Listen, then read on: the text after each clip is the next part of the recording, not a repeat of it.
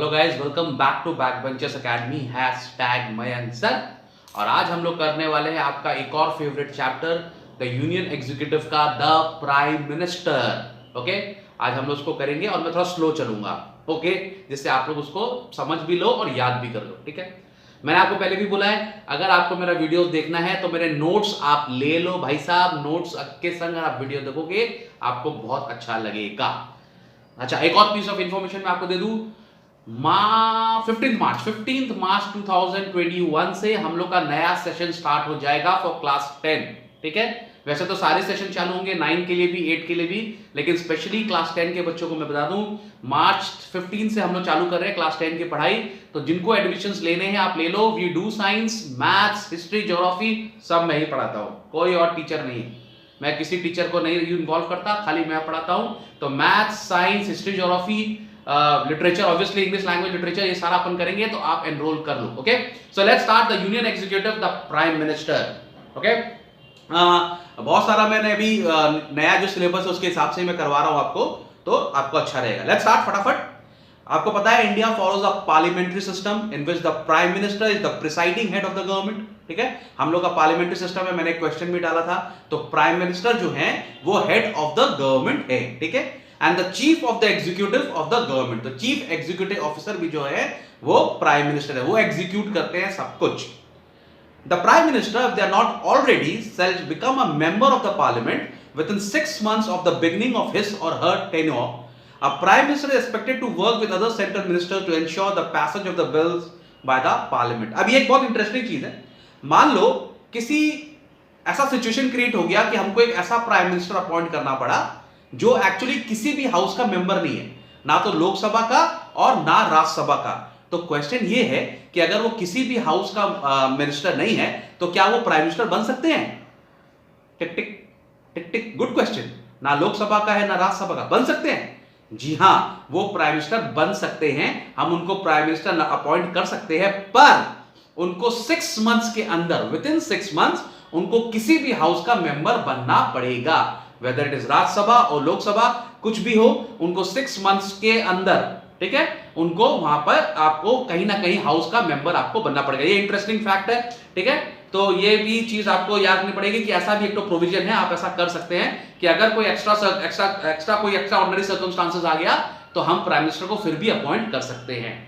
अच्छा, the prime minister is the leader of the party of coalition which commands a majority in the Lok Sabha. कौन होता है prime minister? जो party Lok Sabha में सबसे ज्यादा सीट जीतती है, उनका जो नॉमिनेटेड हेड है, माने वो पार्टी डिसाइड करती है। वो पार्टी कोलिशन पार्टी भी हो सकती है।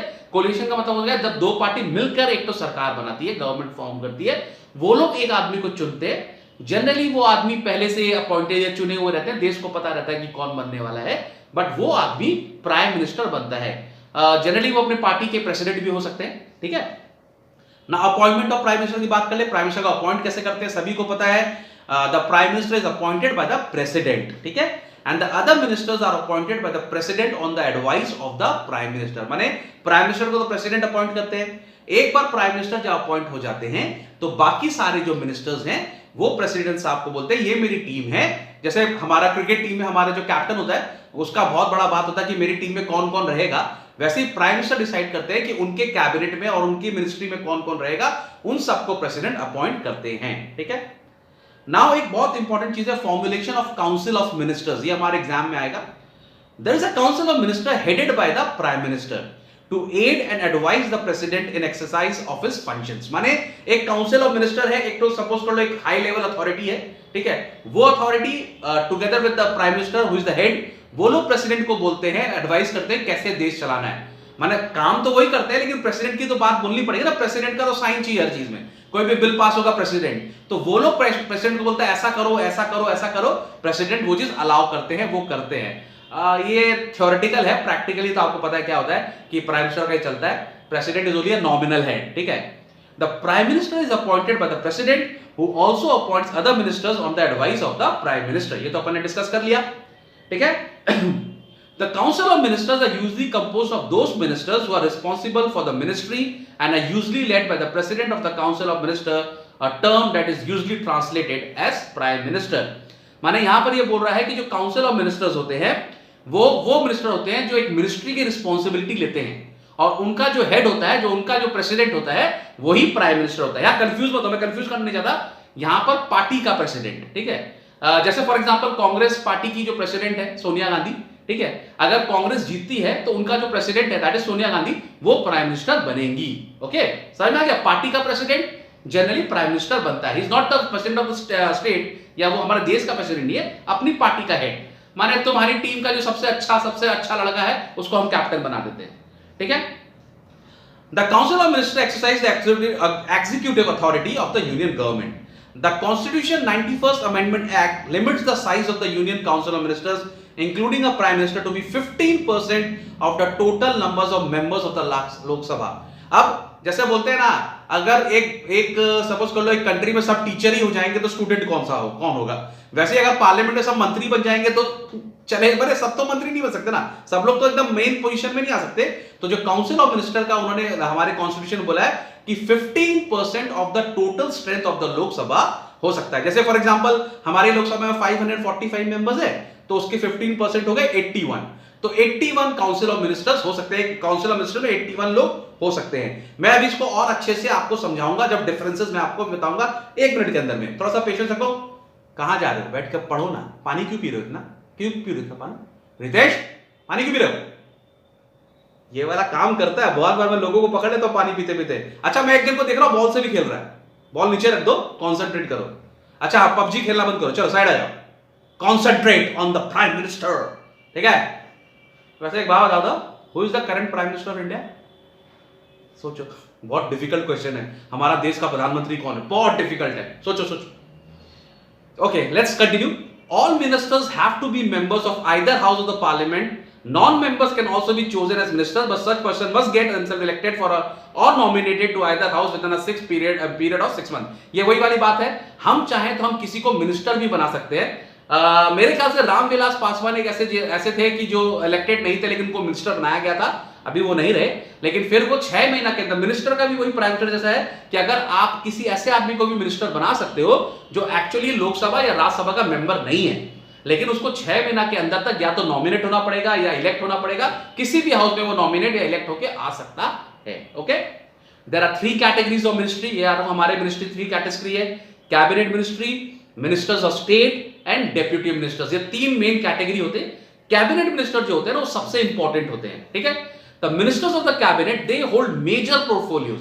माने हमारे यहाँ जो बड़े-बड़े पोर्टफोलियो जैसे like home ministry, defence ministry, finance ministry, external affairs, railway etcetera, ये सब कैबिनेट मिनिस्टर के अंडर में होता है, ठीक है। उसके बाद ministry of states, they may not be given an independent charge, but they may be invited to attend meetings when matters concerning the departments are being considered. अब मिनिस्टर्स ऑफ स्टेट जो होते हैं ना, वो एक्चुअली कैबिनेट मिनिस्टर को help करते हैं।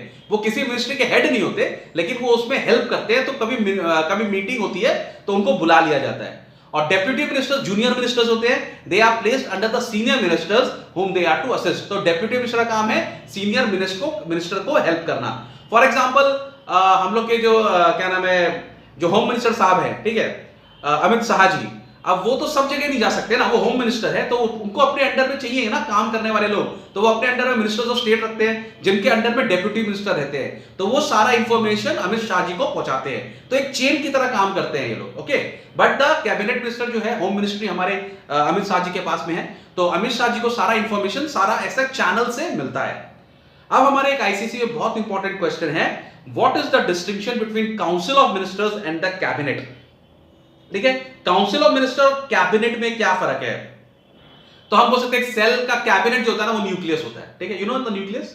जब मेरे हमारी पूरी बॉडी का सबसे इंपॉर्टेंट चीज क्या है? हमारा ब्रेन, ठीक है, हमारा स्पाइनल कॉर्ड, जो हमारा नर्वस सिस्टम है, वो सारा इंपॉर्टेंट है सारा सिस्टम के लिए। वैसे ही जो हमारी मिनिस्ट्री है, उसका सबसे इंपॉर्टेंट होता है कैबिनेट, और काउंसिल ऑफ मिनिस्टर के बीच में कैबिनेट होता है। समझ में आ गया बात? आप इसको समझ लो, एटम होता है ना, एटम का जो न्यूक्लियस है वो हमारा कैबिनेट है, बाकी इलेक्ट्रॉन्स प्रोटॉन्स जो है वो घूमते रहते हैं इधर उधर, ठीक है। नाउ मैं आपको कुछ डिफरेंसेस बताता हूं cabinet and council of ministers के बारे में, ध्यान से आप सुनना। The cabinet consist of many senior ministers, ठीक है, who hold important portfolios such as defence, home affairs, education etcetera. तो कैबिनेट है, ये लोग सब इंपॉर्टेंट जो पोर्टफोलियोज है वो लोग होल्ड करते हैं। Council of ministers they consist of तीन, काउंसिल ऑफ मिनिस्टर तीनों मिनिस्टर्स है, कैबिनेट भी, डेप्यूटी भी और मिनिस्टर ऑफ स्टेट भी। माने ये एक बड़ी बॉडी है, यूनियन है सबका, और कैबिनेट इंटरसेक्शन है, ठीक है। तो कैबिनेट न्यूक्लियस है, बाकी काउंसिल जो है टोटल सेल है, ठीक है। एक और बात मैं आपको बता दूं जो इंपॉर्टेंट है, the cabinet consist of some of the most experience ministers, ठीक है। माने कैबिनेट में सब सीनियर मोस्ट मिनिस्टर रहते हैं जिनको काफी एक्सपीरियंस है, जो काफी काम करने वाले लोग हैं, तो प्राइम मिनिस्टर उनको ही रखेगा ना एडवाइस देने के लिए। Thus the prime minister seek their advice on important matters. The decision of the cabinet are binding to all ministers. जो डिसीजन कैबिनेट लेता है वो सारे मिनिस्टर्स के ऊपर बाइंडिंग है, सबको मानना पड़ेगा। लेकिन it is up to the prime minister to consult with the council of ministers और not when it comes to making important decisions. लेकिन ये पूरा का पूरा प्राइम मिनिस्टर के ऊपर में है कि वो बाकी किसी मिनिस्टर से डिस्कशन करना चाहता है, एडवाइस देना चाहता है, नहीं चाहता, वो प्राइम मिनिस्टर के ऊपर में है। लेकिन वो डेफिनेटली कैबिनेट मिनिस्टर लोग की एडवाइस लेते हैं क्योंकि वो लोग बहुत सीनियर मिनिस्टर है। समझ में आ गया बात को? The cabinet meets as frequently as possible to formulate policies and to decide on certain matters of national importance. कभी भी अगर हमारे देश में कोई भी कंटिजेंसी होती है, हमारे देश में कोई भी इमरजेंसी होती है, हमारे देश में कोई भी बहुत बड़ा फैसला लेना का टाइम होता है, कैबिनेट मिलती है, और कैबिनेट बहुत जल्दी जल्दी मिलती है। ऑब्वियसली ना, अगर मिनिस्ट्री को काम करना है तो कैबिनेट को डेली डिस्कशन करना पड़ेगा, डेली प्लान बनाना पड़ेगा ना।